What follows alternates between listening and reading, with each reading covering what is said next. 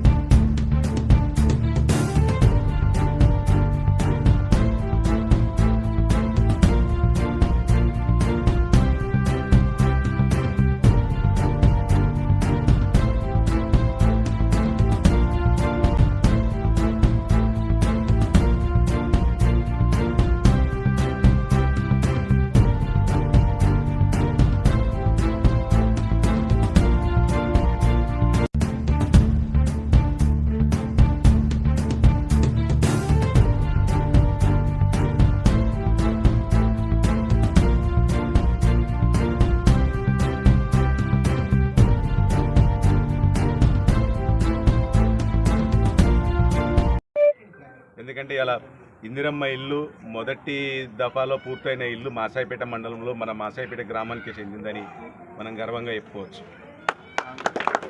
అదేవిధంగా మిగతా లబ్ధిదారులు కూడా చాలామంది కూడా 4 లక్షల వరకు రిలీజ్ అయినాయి. చాలా మటుకు పనులు కూడా పూర్తయినాయి.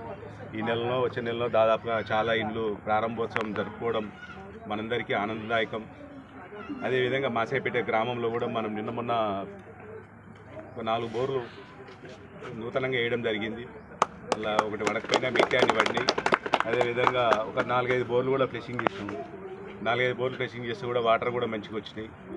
వాటితోటి మనకి ఈ కాలనీలో ఉన్నటువంటి నీటి సమస్యను కూడా సాధ్యమైనంత వరకు మనం తీర్చుకోగలుగుతాం అనుకొని మనం ఆ పనులు చేసినాం. అదేవిధంగా మనకు దేవుడు కూడా సహకరించింది కాబట్టి సాధ్యమైనంత వరకు ఆ మోటార్లు డబ్బాలు అవి చూసేసి నీటి సమస్య కూడా తీర్చామని మీకు మనవి చేస్తున్నాను.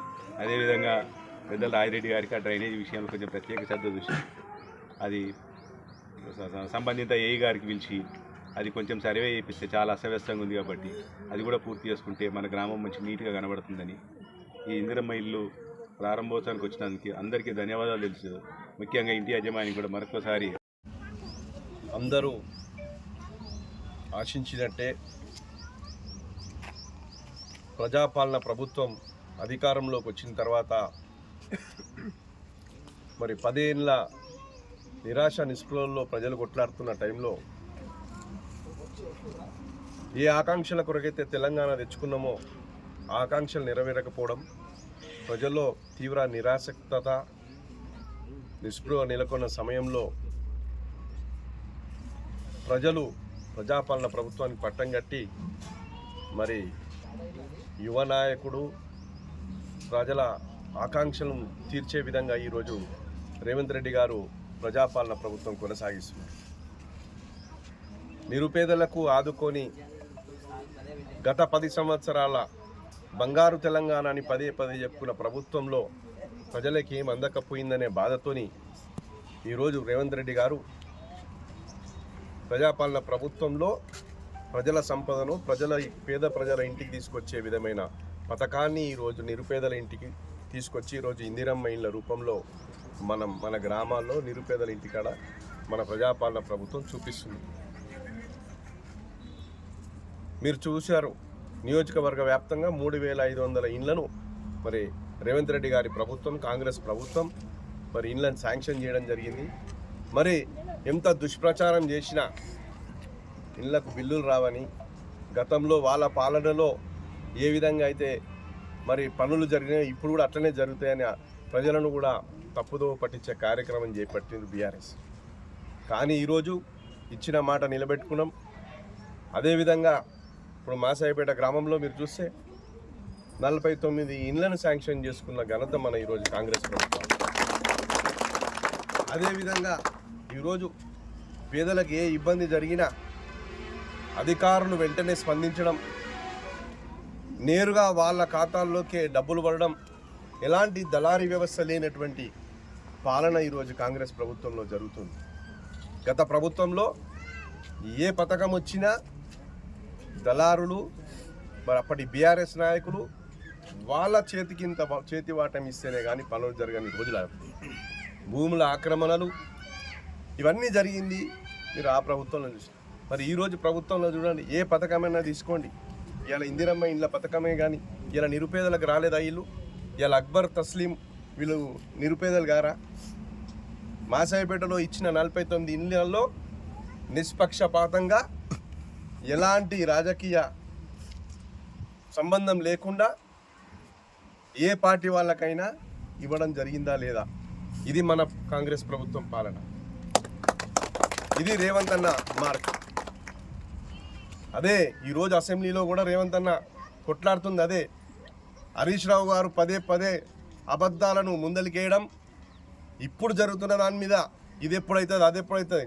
కానీ 10 సంవత్సరాలలో మరి ప్రతి సంవత్సరం లక్షల కోట్ల బడ్జెట్ను, మరి 10 సంవత్సరాలంటే అది దాదాపు 20-25 లక్షల బడ్జెట్, లక్షల కోట్ల బడ్జెట్ మరి ఎటుపోయింది?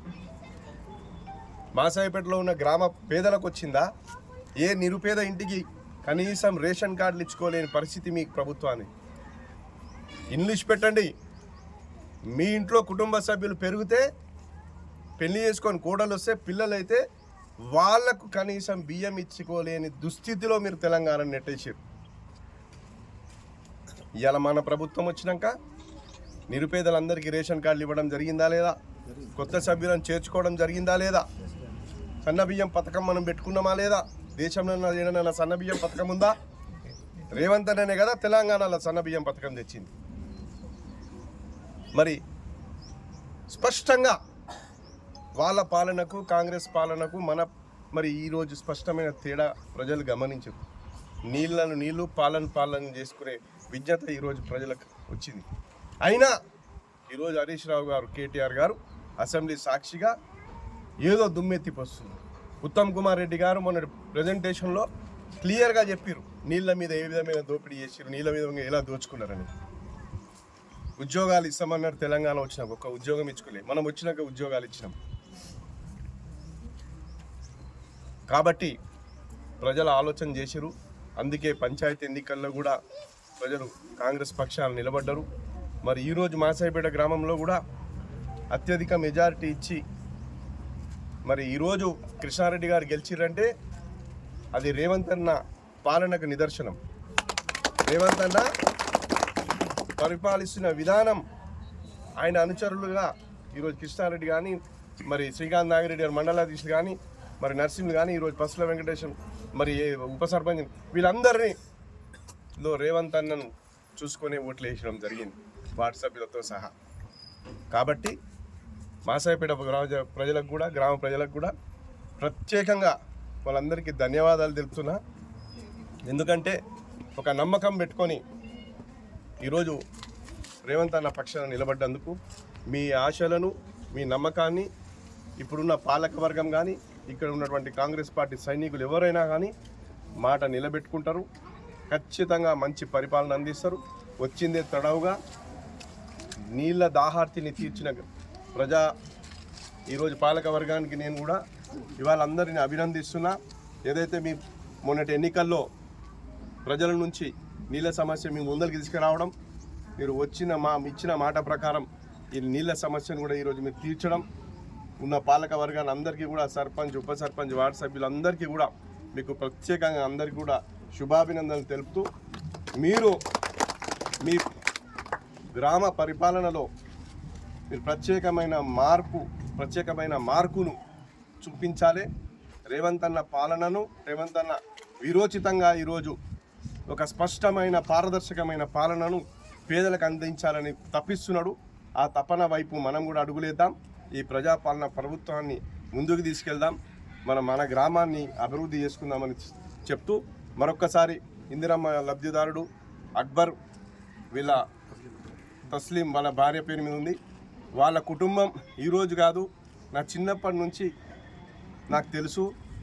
అజీంబాయ్ వాళ్ళ ఫాదర్, వాళ్ళ నాన్న చాలా కష్టపడి మరి పైకి వస్తున్నటువంటి కుటుంబం వాళ్ళందరికీ కూడా ఈరోజు రేవంత్ అన్న అండగా నిలబడ్డాడు.